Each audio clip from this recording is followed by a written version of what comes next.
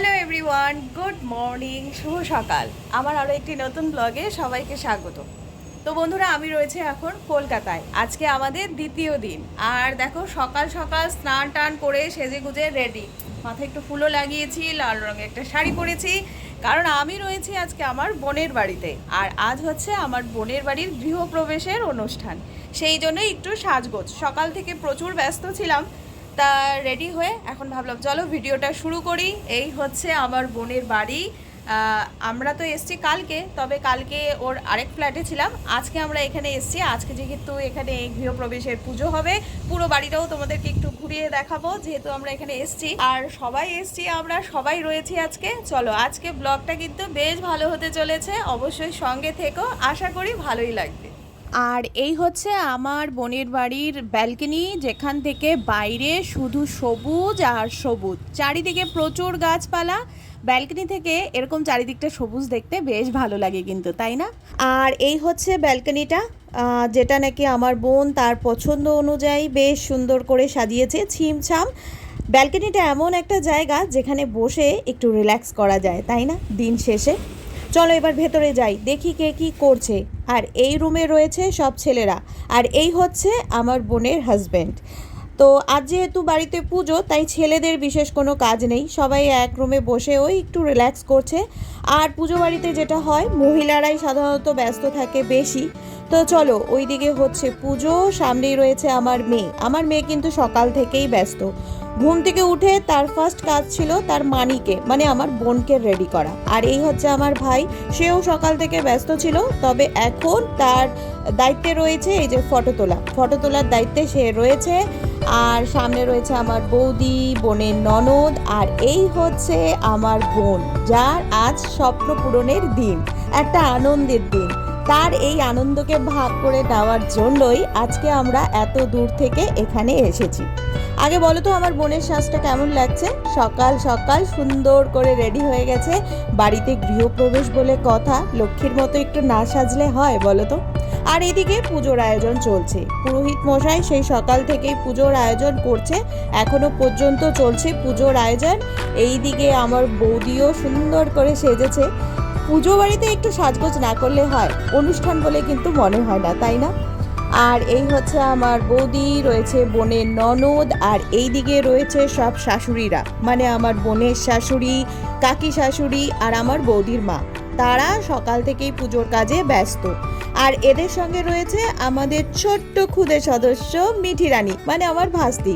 সে কিন্তু পুজো পার্বণের অনুষ্ঠান ভীষণ ভালোবাসে, তাই সেও পুজোর জোগাড়ে হাত লাগিয়েছে। তো পুজোর জোগাড় তো চলছে জোর কদমে, আর আমরা কি করছি চলো সেটাও দেখিয়ে দিই। একটু সেজে গুজে ঘুরে বেড়াচ্ছি, এই যে এক একজন মডেল আমরা। কাজ কম, গল্প বেশি, আড্ডা বেশি হচ্ছে আমাদের। ওই যে আমার কাকুনি খাটতে খাটতে অর্ধেক হয়ে গেল। এদিকে সবাই ব্যস্ত সবার কাজে।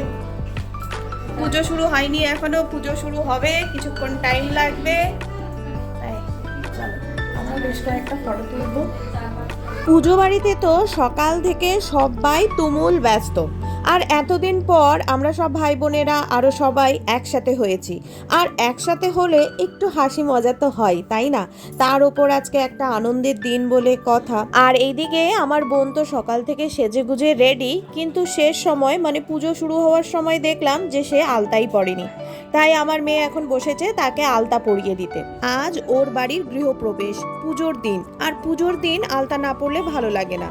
আর এই বাড়ির লক্ষ্মী তো ওই, লক্ষ্মীর পায়ে আলতা না থাকলে কি ভালো লাগে বলো তো? যাই হোক, এইদিকে পুজোর জোগাড় হয়ে গেছে, পুরোহিত মশাই আর কিছুক্ষণের মধ্যেই পুজো শুরু করবে।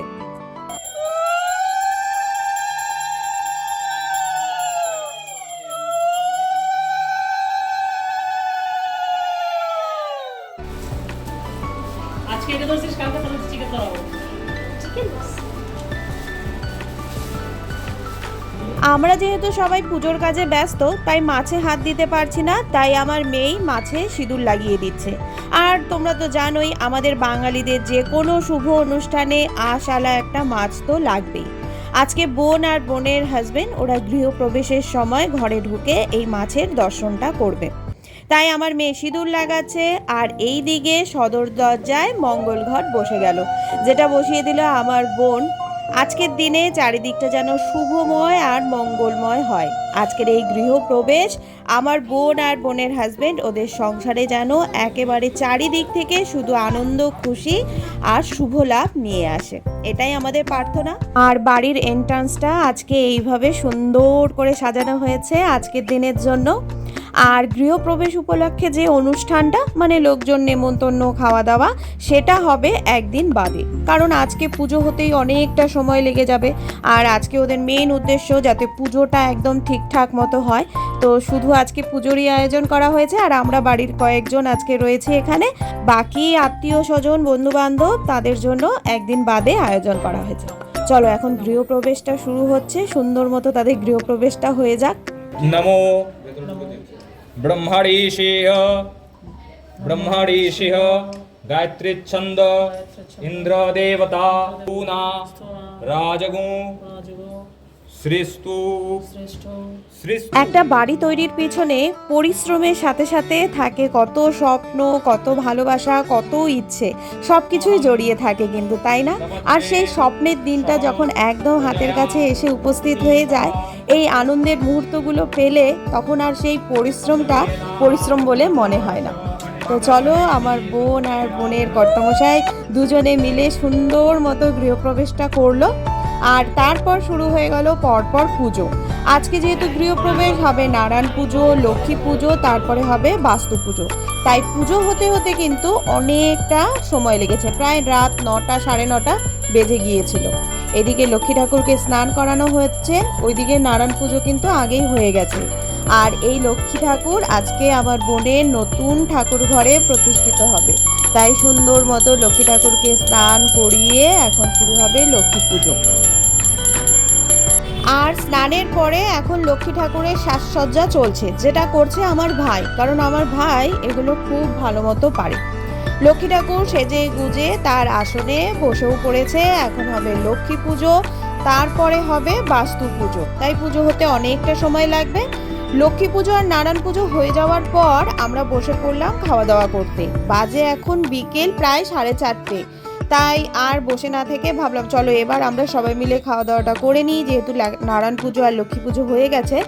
আর আজকে দুপুরে খাওয়া দাওয়ার আয়োজনে ছিল পোলাও, বেগুনি, কাঁচা কলার চিপস, মালাই পনির, তার সাথে চাটনি, মিষ্টি। তো এই সব দিয়ে সবাই মিলে একসাথে বসে বেশ মজা করে গল্প করতে করতে দুপুরের খাওয়া দাওয়া হলো। আর আমার বোনের হাজবেন্ড ওরা কিন্তু খাওয়া দাওয়া করেনি, কারণ পুজো সম্পূর্ণ হওয়ার পরেই তারপর ওরা খাওয়া দাওয়া করবে, মানে ওরা দুজনে রয়েছে উপোস।